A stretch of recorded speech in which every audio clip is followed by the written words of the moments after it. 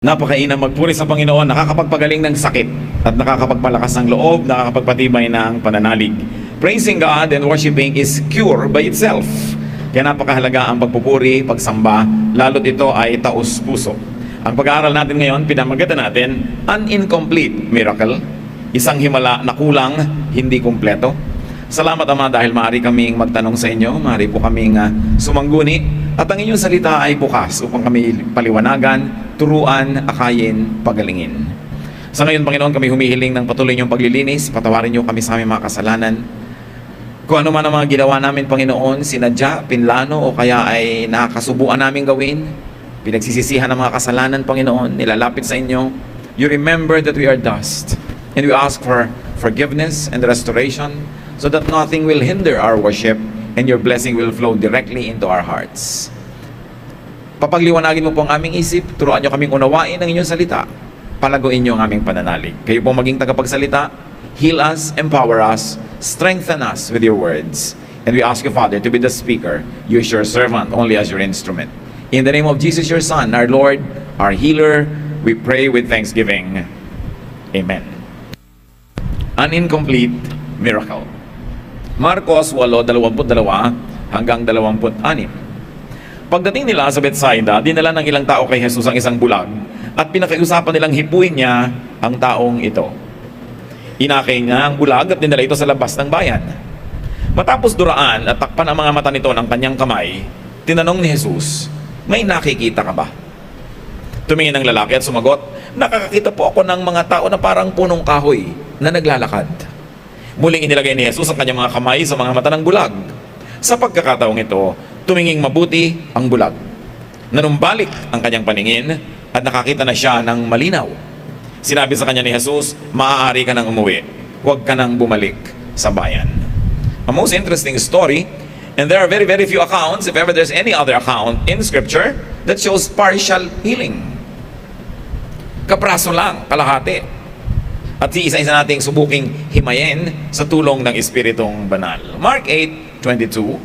As Jesus and his disciples were going to Bethsaida, some people brought a blind man to him and begged him to touch the man. So blindness, though not painful, could be one of the most difficult situations to be in. Hindi naman masakit na maging bulag, pero mahirap. Isa sa mga pinakamahirap.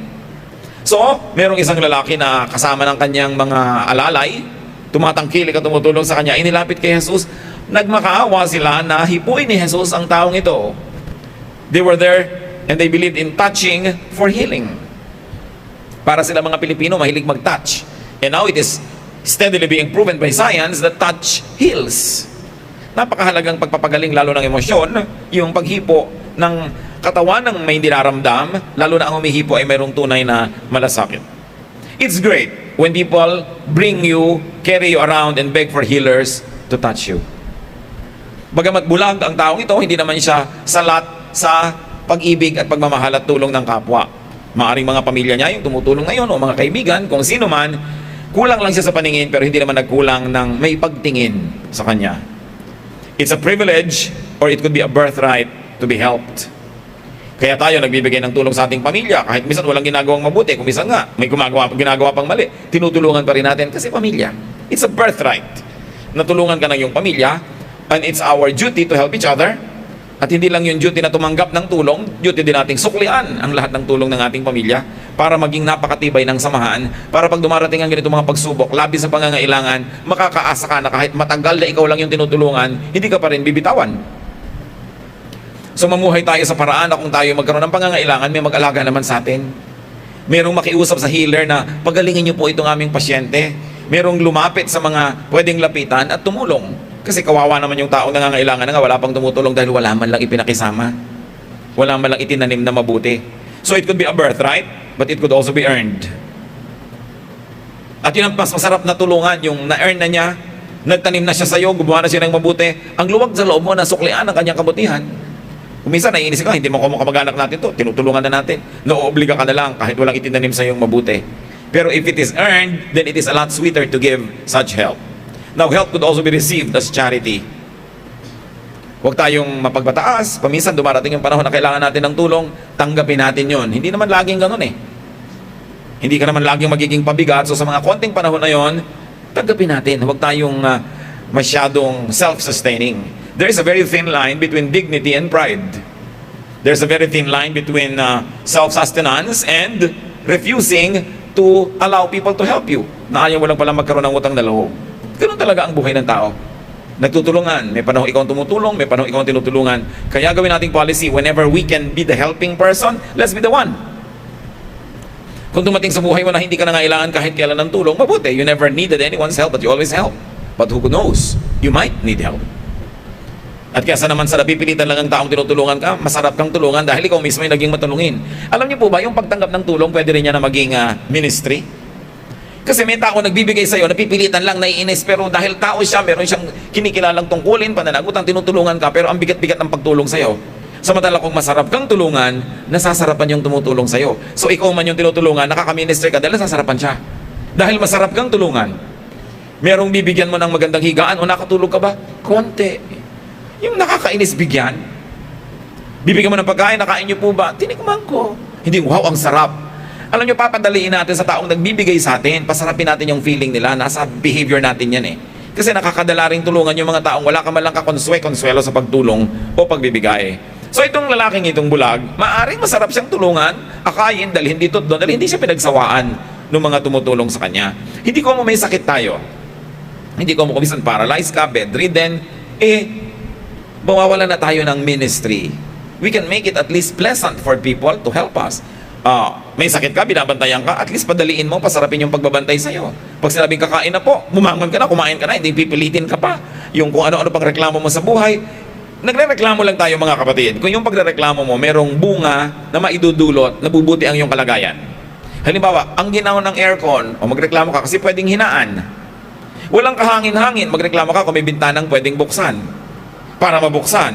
Pero kung wala namang bubuksan, huwag ka na lang kumibo. Ang init, wala namang magagawa yung tao, bumibigat lang ang loob niya at maaari pang mainis sa'yo para reklamo mo.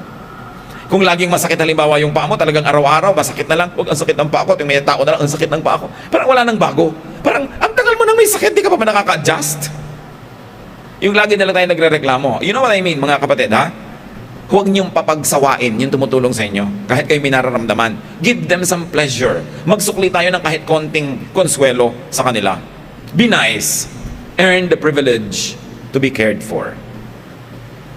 At ang pinakamasarap alagaan, yung nauna nang nag-alaga sa iyo. Di ba kaya ganyan tayo mapag-alaga sa mga magulang? Kasi nauna na silang nag-alaga sa atin.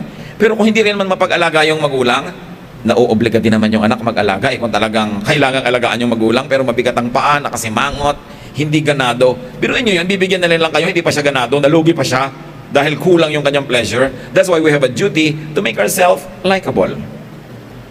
Jesus' followers are to give this kind of attention even to strangers. Isang leksyon yan sa atin.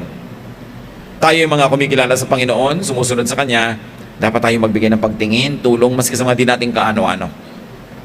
Kaya nga ang binigyan na example ng Panginoon, yung Good Samaritan, tinulungan niya yung hindi niya kalahi. Siya pa na Samaritan na nilalait-lait, minamalit ng mga Israelites, siya pa yung naging matulungin. Lagi po yan na idinidiin sa Biblia, yung maging matulungin tayo to those who don't deserve it.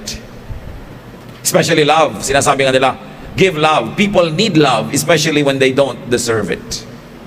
Because when they deserve it, many people will love them, so they probably don't need to be loved anymore by an additional crowd of lovers. Pero yung talaga nakakainis, yun ang dapat mas mahalin kasi mas needy yun ng pansin.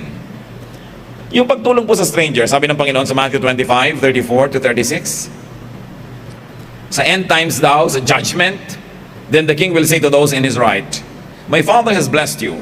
Come and receive the kingdom that was prepared for you before the world was created. When I was hungry, you gave me something to eat. When I was thirsty, you gave me something to drink. When I was a stranger, you welcomed me. When I was naked, you gave me clothes to wear. When I was sick, you took care of me. And when I was in jail, you visited me. Itinuturing ng Panginoong Jesus na siya ang may utang sa bawat tao na gumawa ng mabuti sa mga nangangailangan, lalo't hindi kayang magsukli o magbayad sa buting tinanggap. Sabi niya, pagpapalain ka ng Ama sa langit, narito tanggapin ninyo ang inyong mga gantimpala dahil nung nagugutom ako, pinakain ninyo ako. Nung ako'y nakakulong, dinalaw ninyo ako. Nung ako'y nahubaran, ako'y dinamitan ninyo para huwag akong ginawin. Sabi nga ng mga tao, kailan naman po nangyari sa inyo yan para wala kaming maalala na ginawa namin yan sa inyo? At sinabi ng Panginoong Jesus, Aba, ginawa nyo yan sa akin tuwing ginagawa nyo sa inyong kapwa. So yung kapwa mo na ginawa mo ng mabuti, hindi man yun gumanti sa'yo, alam ng Panginoon at siya ang magbibigay ng gantimpala. Samantalang masarap isipin may gantimpala, nawawag lang naman yun na maging motivation natin sa paggawa ng mabuti. Kasi yung paggawa mo ng mabuti, gantimpala na yun, you feel good. Kesa yung nagdamot ka, pinagkait mo, kahit na-preserve yung pera mo, na-preserve yung resources mo, there is something of you that dies. There's a part of you that grieves whenever you don't do right, whenever you don't give to the needy, especially when you can. So why kill a part of yourself? Why grieve a part of yourself when you can add life or give happiness to that part of you? So when you're charitable to others, actually you also become a recipient and a beneficiary of that same charity. Not to mention the eternal gifts that God prepares for those who help others. Kaya tayo matulungin. At ang pagiging matulungin, likas na ng isang taong lalong kinakasihan ng Espiritu ng Diyos. Nalulungkot ka kung hindi ka nakakatulong. So bakit mo papalungkotin ang sarili mo para lang makasave ka? What is really more valuable? Your spiritual and emotional well-being or physical things? Mark 8:23, balik tayo sa kwento ng lalaking bulag. Jesus took him by the hand and led him out of the village, where he spit into the man's eyes. He placed his hands on the blind man and asked him if he could see anything. Kakaiba ito. Let's analyze the Jesus way to healing the man. First, take him by the hand and lead him out of the village. It was very personal. Maraming mga tao pinapakiusap kay Jesus na pagalingin niya, hipuin niya yung bulag. Ang ginawa ng Panginoon, kinuha niya ang kamay ng lalaki, inakay palayo sa mga tao, palabas ng bayan. At nung sila'y nandun na sa ilang na puok, tahimik na lugar na walang mga taong nag-uusyoso, liban na lang sa mga disipulo ng Panginoon na talagang kasama niya, gumawa ang Panginoon ng kakaibang paraan ng paggagamot. Dinoran niya yung mata. You know, it was very personal. Saliva. How personal can you get? No? At talagang dinoran niya yung mata. At pagkatapos hinipo niya. Napaka-intimate ng pagpapagaling. But first, let's notice that the Lord took him away from his milieu. Inalis sa piling ng mga kaibigan, kamag-anak, mga kabarkada. Inalis niya doon sa environment.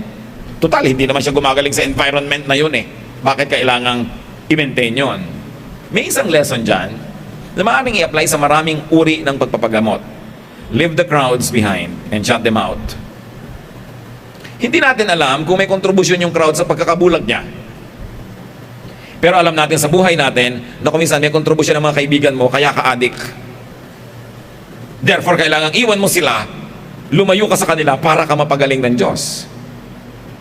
Kung ikaw naman ay addict sa chismis, addict sa daldalan, gusto mo talagang ma-improve ang iyong karakter, kailangan, hindi ka man physically lumayo sa mga kachismisan mo, huwag ka nang sumali sa kanilang mga gawain na ganyan. Kaya kung ikaw ay may sakit, ina-isolate ka kung nakakahawa ang iyong sakit, para yung naghahawa sa'yo, tumigil ng paghawa sa'yo, at ikaw man huwag manghawa ng iba. Hindi ka dapat sentimental pag ina-isolate. Meron pa mga kamag-anak, pagka may mga sakit sila nakakahawa, bibigyan mo ng sariling plato, baso, kutsara, magtatampo pa, pinandidirihan niyo na ako. Opo nga. Correct kayo dyan. Di ba? Nakakadiri talaga kayo.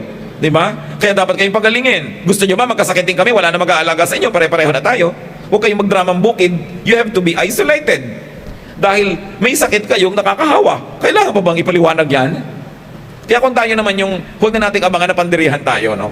Tayo na mismo yung mag-isolate sa sarili natin. Uubo ka, babahin ka, magtakip ka ng kumot na iloko. Para wag tumalsik yung mga kung ano-ano mo sa kapwa. Tapos pag naglayuan, nagtataka ka pa, pinandidirihan ako. Kadiri ka naman talaga.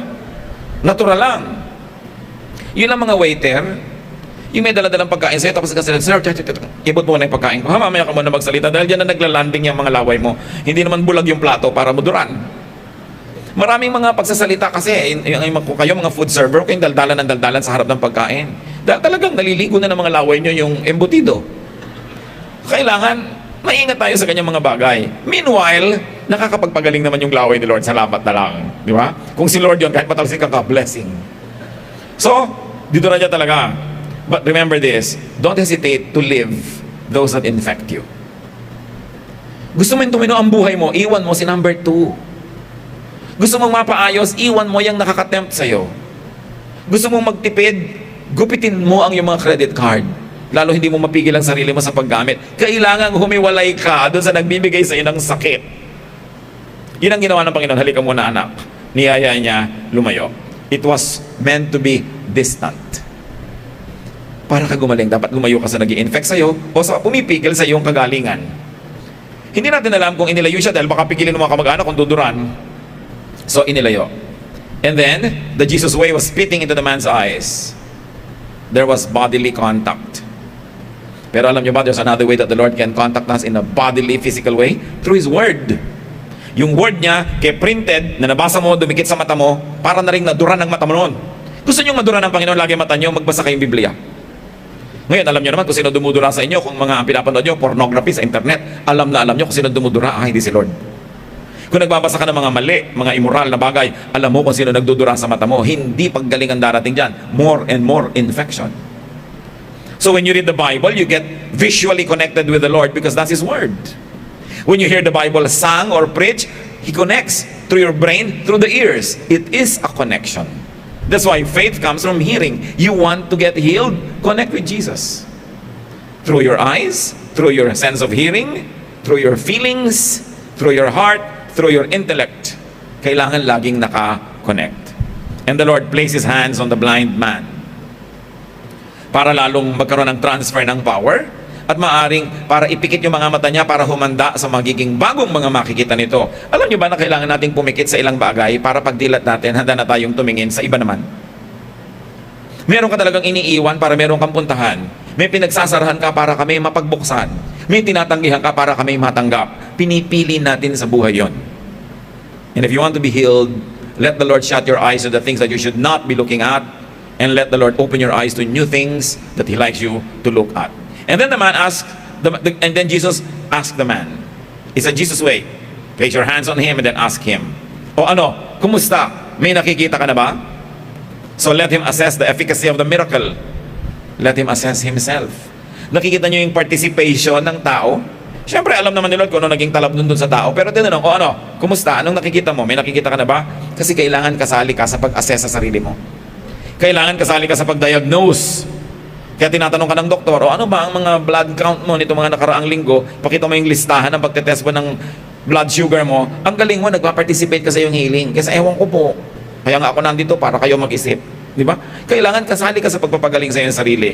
Nagpa-participate ka. So sabi ni Lord, ano, kumusta na nakikita mo? Mark 8:24, the man looked up and said, I see people, but they look like trees walking around. Blurred, malabo. Hindi ko alam kung naka-apro yung mga tao, no? Kaya napagkamalan sila mga puno o mga Korean hairstyle, no? Pero sabi, para po silang mga puno na nangaglalakad. Pinatanong ko kay Dr. King Sedenyo, isa nating mahal na doktor at kapatid dito, sabi niya, there are a lot of diseases that can cause that.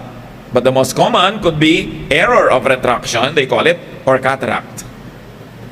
So, from blindness, umunlad siya. Ngayon, he has what people might call poor visual acuity. May pangalan, may tawag.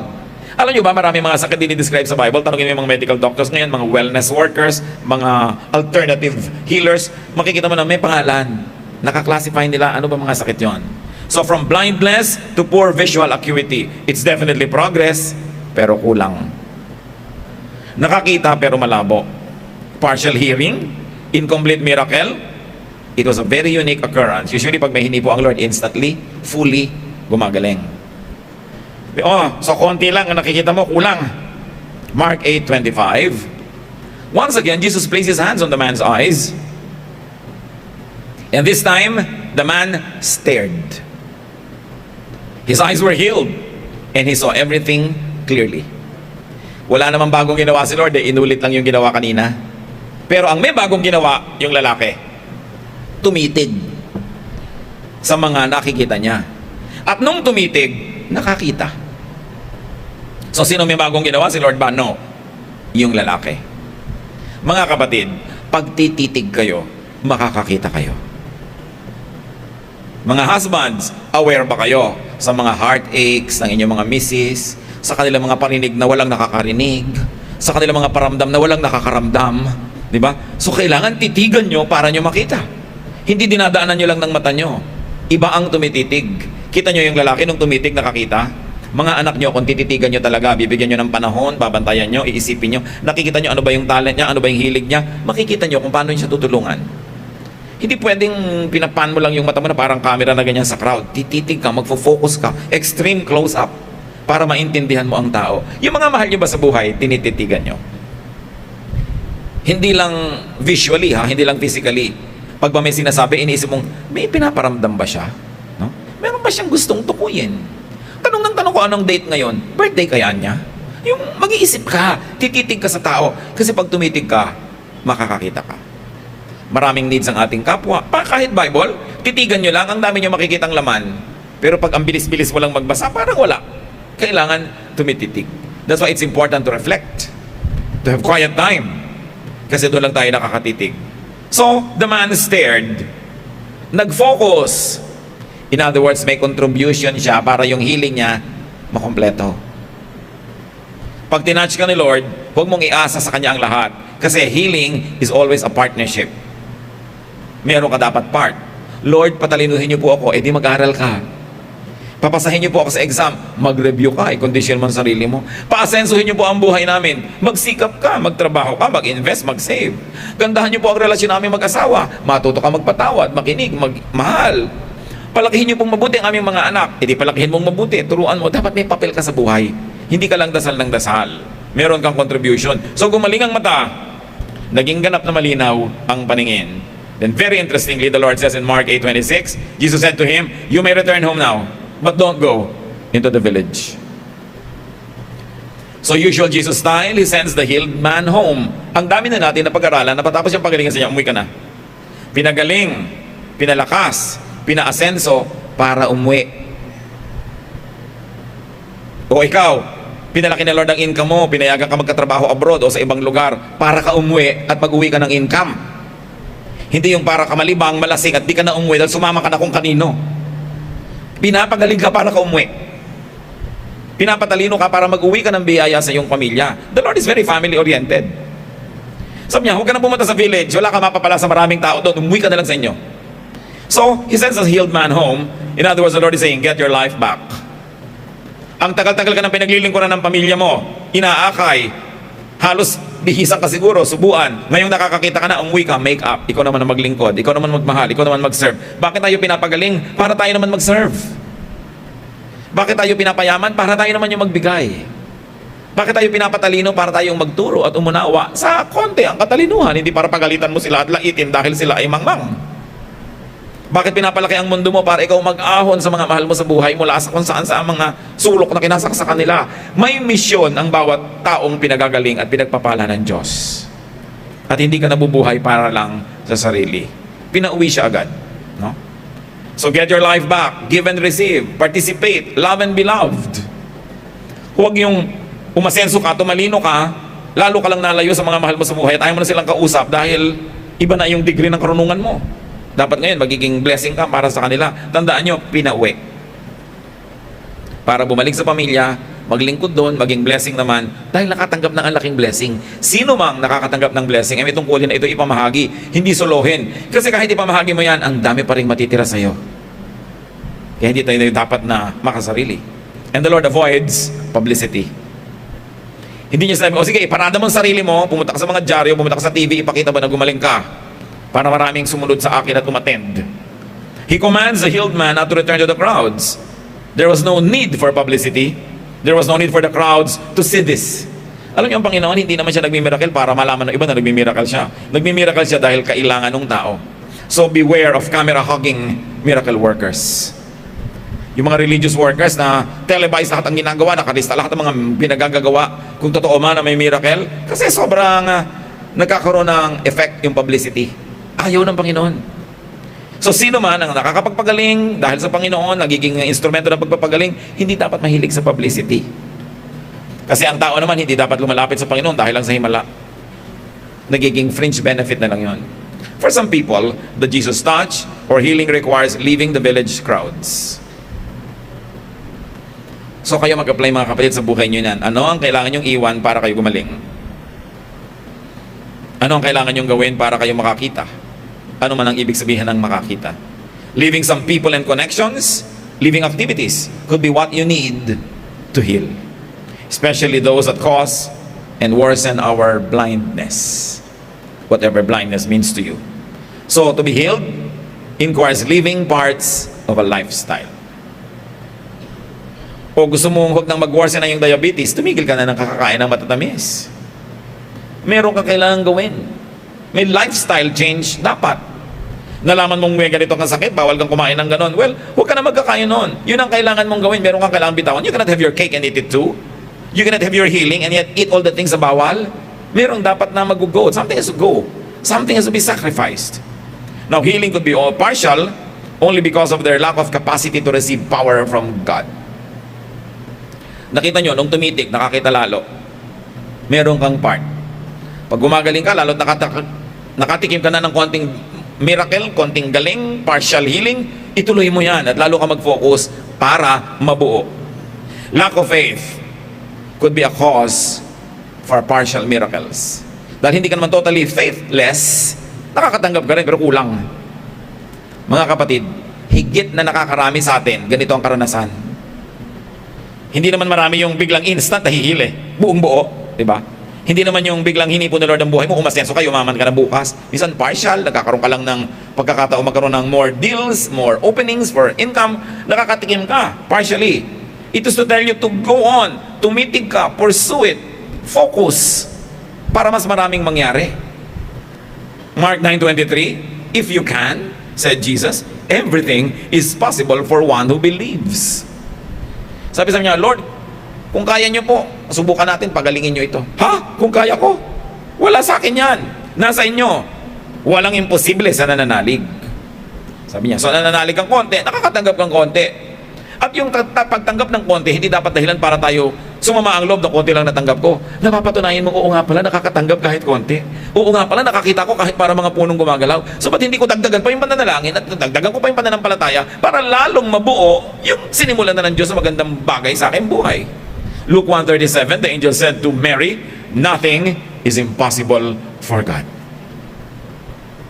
The amount of blessing we receive is determined not by God's capacity to give, but by our capacity to receive. Nasa kakayanan mong tumanggap, ang dami ng iyong tatanggapin. Hindi yan nakaasa sa kakayanan ng Diyos dahil walang hanggan ang kakayanan niya. Ang naglalagay ng hangganan, yung kakayanan nating maniwala, kakayanan nating tumanggap. Kasi naniniwala ka nga pero hindi ka naman nakapwesto. Naniniwala kang uulan bukas pero hindi ka lumabas para sumahod. Umulan nga pero wala ka rin nakuha. Kasi hindi ka lumabas. Dapat may gawin ka. Naniniwala ka na mapapagaling ka ng Diyos, gawin mo yung part mo. Naniniwala ka na gusto ng Diyos maganda yung samahan yung mag-asawa, gawin mo yung part mo.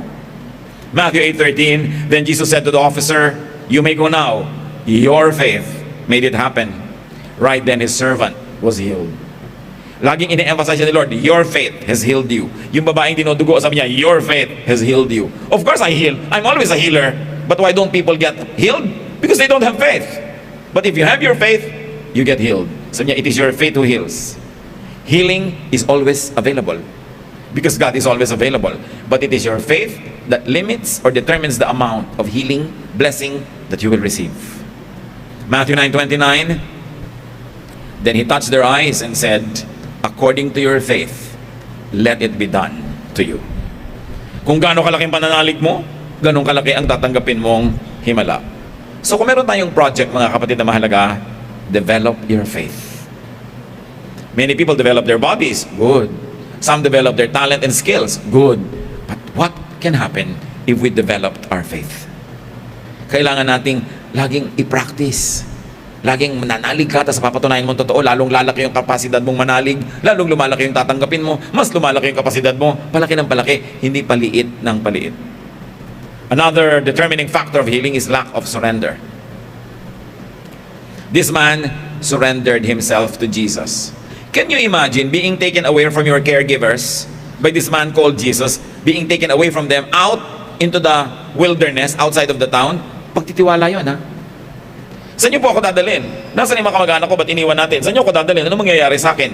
Marami mga tao hindi nakakarating sa labas ng bayan para pagalingin ni Jesus kasi ayaw nilang iwan yung mga nakasanayan nilang kasama at ayaw nilang magtiwala kay Jesus. Pwede ba ako magtiwala? May ipapagawa sa'yo, pwede ba ako magtiwala? Pwede ko bang panghawakan ng mga sinasabi niya? Sabi Lord, halika, sumunod ka sa akin, akayin kita. Sumama. May nangyari tuloy. James 4:7, surrender to God. Resist the devil and he will run from you. Magtiwala tayo na kung merong pinagdadalhan sa atin ng Panginoon at malinaw, tayo pumunta. May iwanan.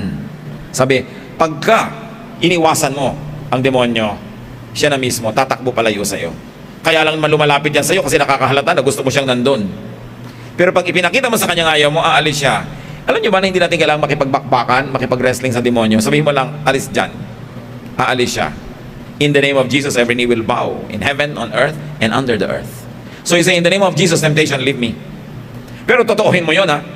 Hindi yung papalayasin mo sa front door, tapos bubuksan mo yung back door. Doon ka na lang bumalik. Ha? Merong konting provision. Titigil ako manigarilyo, pero may 3 baon, just in case. So, ano yun? Pwede kang balikan. Maghiwalay na tayo, Papa, kasi hindi bagay sa atin magkasama dahil pareho tayo may asawa. Ano nga ang bago number mo? May re-record ko. Bakit ka ba nakipaghiwalay? Meron kang binubuksan na back door. Itong lalaki to sumama, walang alinlangan. And went away from his usual environment. He had no choice but to really rely on Jesus. Then Jesus proves reliable. Pero pag sinabi mo kay Lord, wala pa akong tiwala sa inyo, konti lang, so maglalagay ako ng ibang support dito, konti lang din ang gagawin niya sa'yo, konti lang pala naman ang pananalig mo sa buhay. Yung pagtitiwala, napakahalaga.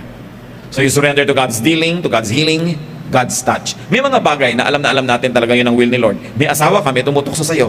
Alam mo na alam ang will ni Lord. Hindi na pinag-iisipan. Be faithful to your spouse. Iniisip mo ba yun? Hindi na. Alam mo yun ang God's will. Mamahalin mo yung anak mo o papabayaan mo, magiging makasarili ka o magsasakripisyo na para sa mga mahal mo sa buhay. Alam mo that the Lord likes you to be giving and to be loving, not to be selfish. May nangangailangan, kaya mong ibigay, alam mong gusto ni Lord na ibigay mo yun. Yun ang sinasabi natin. May mga bagay na clear. Hindi mo na kailangan magpapayo. Pastor, magpapapayo po ako. Iiwan ko po kaya ang asawa ko o hindi. Lumayas ka, hindi mo kailangan ng payo. Tinatanong mo pa ba yan? Meron pa bang kailangan magsabi sa'yo, huwag mo siyang iwan kasi asawa mo siya? So kailangan, huwag tayong magmaang-maangan. Alam natin ang tama. Alam natin ang mali. Sa mga kapwa manggagawa, dapat hindi ka nag-iinggit-inggitan. Pag nag-inggit-inggitan ng manggagawa, lalo church workers, ang nasisira yung work ni Lord. Kasi sisirain mo yung kapwa manggagawa mo para ikaw yung sumikat o yung paborito mo ang pupurihin mo, sisiraan mo yung iba. In general, it is really the church that suffers. And when you do that to the body of the Lord, to the work of the Lord, do you think you can get away with it unpunished? You harm the body of Jesus, you will be punished. Kaya pag gumagawa ka ng mali, alam mong dapat kang mag-practice, dapat gawin mo, tama, high quality, hindi mo ginagawa. That's the error of non-action. That's the kind of error that you do by not doing anything. Because it is wrong to do nothing when you can do something good. Bahagi lahat yan ng pag-grow natin, spiritually and emotionally. Luke 9:62, Jesus answered, anyone who starts plowing and keeps looking back isn't worth a thing to God's kingdom. Agriculture yung example. Kasi pag nagpa-plow ka o nag-aararo, dapat steady ang hawak mo dun sa araro mo. Kasi pag namali ang angle niya, papalubog sa lupa yung talim ng araro mo, lulubog. May stuck yung araro mo. O kaya liliko, hindi natuwid yung linya mo. Kasi sabi niya, kung sumunod ka na kay Jesus, huwag ka ng lingon ng lingon. Diyan ka na lang sa sinusundan mo tumingin para ka makafocus. Merong ganon. Magsiserve sa Lord, tapos kung anong nililingon, kung ano-anong inaatupag, magmimisyon, magtuturo, kakanta, magpo-full-time work, pero hindi naman nakafocus sa ginagawa. Kung ano-anong inaatupag, kaya nandung lumiko, mabaon yung araro niya, hit and miss. Sabi ni Lord, sa palagay mo, may mararating ka? Wala. You are not worth a thing to God's kingdom if you keep looking back. You've got to be focused. Katulad nung lalaking yun, nung nag-focus, nakakita. Meron kang ministry, meron kang mission, may duty ka sa pamilya, sa church, sa trabaho. Focus. Because when you don't focus, you will have no quality. And you will not be worth anything. Pwede namang lumipas ang maghapon, may ginawa ka, haphazard, ang grade 70, 69. But what is it? Can you be proud of it? Bakit aantayin mo pang masita, mapagalitan? I-check. Wala ka ba sariling utak? Sa sarili niyong bahay. Hindi ka ba tumutulong na magpatay ng ilaw, magtipid ng kuryente, magtipid ng tubig? May kailangan pa ba magsabi nun sa'yo? Kasi pag nag-aaksaya ka, hindi ka man mapagalitan. Hindi ba yan alam ng langit? Sa palagi mo, hindi kasi singilin ng langit sa pag-aaksaya mo? At sa iyo namang pagkukonserve, sa iyong pagiging fruitful, sa palagi mo, hindi ka gagantimpalaan. Sabi nga nila, hindi natutulog ang Diyos. So kung tayo may gawain, focus. Give your best. Do the best. Because the same day will not happen again. An opportunity that is missed forever. You can only make up tomorrow, but it's only for tomorrow. Hindi mo na pwedeng ibalik yung kahapon. So itong lalaking ito, sabi ni Lord, nung nakakita, go home. Magsilbi ka doon. Be fruitful. Huwag ka nang pumunta sa village pa. Walang ang mapapala doon.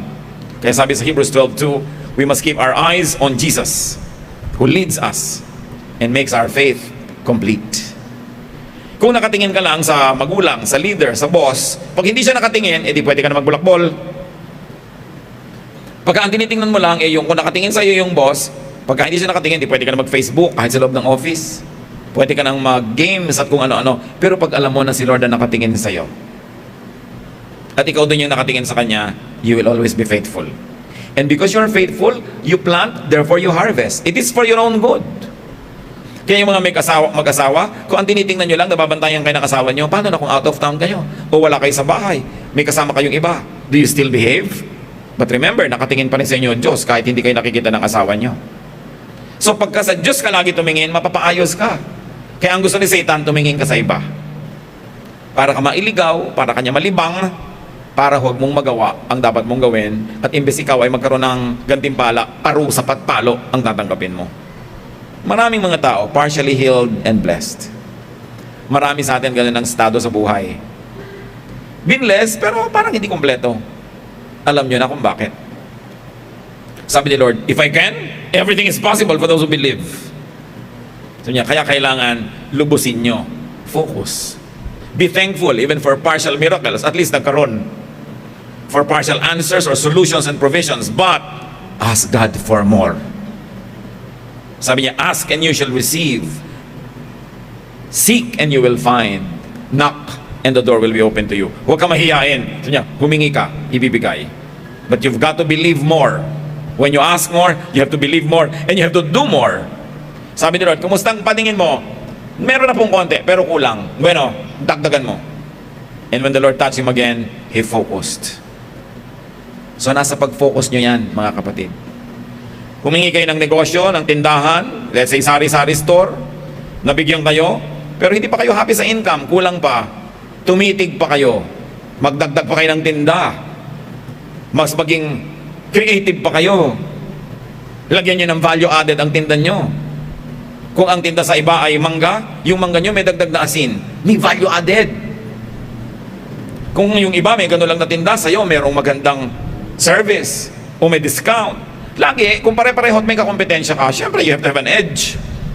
Focus, do more. Mayroong competition, do more. Because as you do, you receive. As you give, you get. That's the rule of life. Hindi pwede nagkaroon ka ng input na walang output. Because you receive what you give, you harvest what you plant.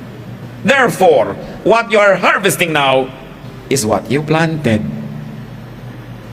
O kaya, wala ka palang harvest ngayon pero bukas pala simula na, don't give up. Because you know that everything that you plant will be bearing fruits.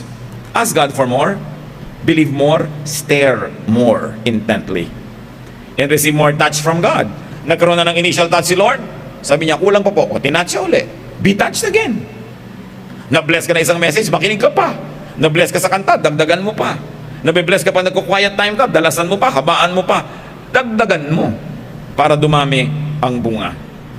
As we need full healing, as we need full touch, then we should give full attention to Jesus. Give fully. You give to the work of the Lord, you give to the needs of others, whether you like it or not, you will receive blessing because that is the will of God. So ang tanong mga kapatid, ano na po mga partial healing ang natanggap natin, partial blessing? Gusto niyong buuin? Focus. Ask Jesus to touch you again. Ama namin, salamat dahil pwede kaming humiling, pwede kaming manalangin. Pwede kaming magpahipo sa iyong anak na si Jesus. At yan ang aming dalangin ngayon, Panginoon. Hipuin niyo po kami.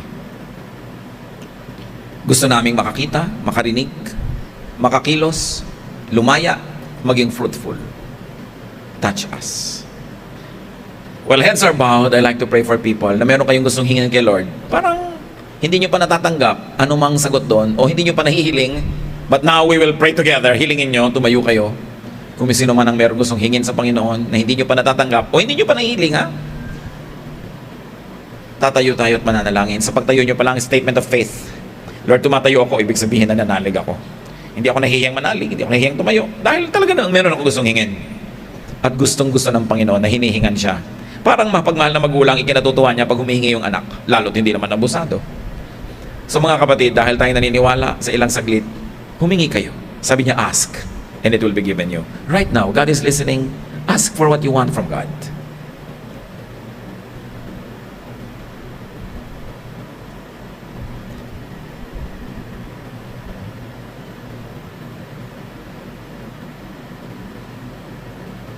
Napakarami naming gusto, Panginoon.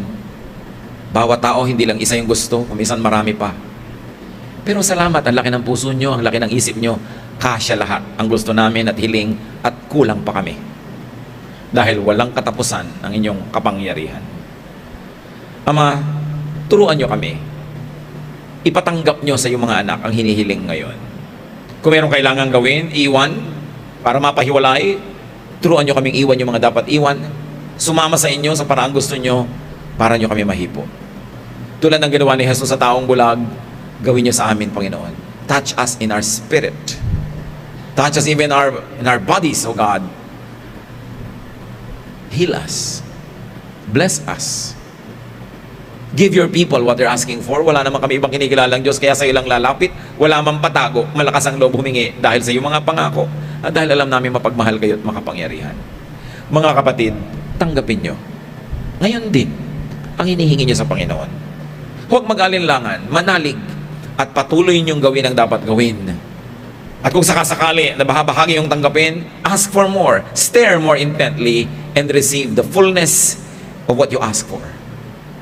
Panginoon, salamat dahil kayo mapagmahal, maibigin. Salamat dahil nananalig kami, Panginoon. Lahat kaya nyong ibigay. Ituro nyo sa amin na tanggapin ang ibinibigay nyo. At kung masakali man, Panginoon, ang hinihiling namin hindi nyo kalooban o sa ibang panahon pa, bigyan nyo kami ng lalong pagtitiwala na maghintay at lalo naman bigyan nyo kami pagtitiwala na tumanggap ng no answer kung ito talaga ang tama. But Lord, right now, in our innocence, in lack of knowledge before your perfect knowledge, O God, we just simply ask and let your will be done. Magsiupo tayo at patuloy na yumuko sa panalangin dahil meron pa akong gustong ipanalangin. Continue to bow before the Lord and pray. Kung meron pa kayong mga gustong hilingin, go on. But now I like to pray for some people. Nabigyan na kayo ng partial answer. Alam nyo, meron na pero partial. Alam nyo, nakakita na kayo pero konti lang. Nabigyan na kayo pero hindi buo. Pero ngayon gusto nyong buuin. Tumayo kayo, hihingi tayo sa Panginoon para mabuo yung mga kulang pa na yan. Praise God for those who stand. Sino pa magsasabing, Lord, alam ko binigyan nyo na ako pero dagdagan nyo pa please according to your love. Sino man ang magsasabi niyan? Total, nakatikim na tayo ng kaparaso. Lord, bigyan nyo po kami ng buo, paramihin nyo pa. At ituro nyo naman sa amin kung paano tititig so that we can do our part. Lord, tumatayo mga anak mo, nananalig, nabigyan mo na partially. Tulad ng lalaking bulag. Gusto namin, Lord, full. Total, humihingi na kami, bubuoy na namin. Give in fullness the blessings that your people seek for. Hindi nyo naman ipinaghihirap ang ibinibigay nyo sa amin. Hindi nyo naman kabawasan sa inyo. Panginoon, hinihiling namin, buuin nyo. Kaya lang ituro nyo sa amin how to look more intently, how to focus so that we will receive what we are asking for. Ituro mo sa amin how to do our part so that we can receive in full what you want us to give. Sige, magsiupo kayo mga kapatid. Magpasalamat dahil ang Diyos ay dumidinig sa panalangin at sa ilang saglit pa patuloy tayo makipagdinig sa Kanya in silent prayer. At kasama, I like to challenge you, pwede na pumuupo mga kapatid, I like to challenge you. Kung meron naman kayong ibinibigay sa mga mahal nyo sa buhay tapos partial, buuin nyo rin. Hindi lang tayo ang hihingi sa Diyos ng buo, dapat din tayo magbigay ng buo. Husband ka, give your full love. Wife ka, give your full service to your husband. Anak ka, give the full respect to your parents. Parents, give your full support. Kaibigan ka, tumulong ka ng buo. Kasi humihingi tayo ng buo sa Lord, tapos kumisan tayo kung magbigay, kapra-kapraso sa kapwa. Remember, what you give is what you receive. Lord, teach us that it is our generosity to others that opens the key, the door to your generosity to us. Teach us to do our part. Magbulay-bulay tayo at kasamang isipin, kung may pinagkakaitan tayo ng pagmamahal at pagtingin o tulong, o konti lang ang tulong natin, and make a firm decision that you will do more, you will give more, as much as you like to get more from God. Lord, sa aming pananahimik, ituwid nyo kami, turuan, akayin tulad ng bulag para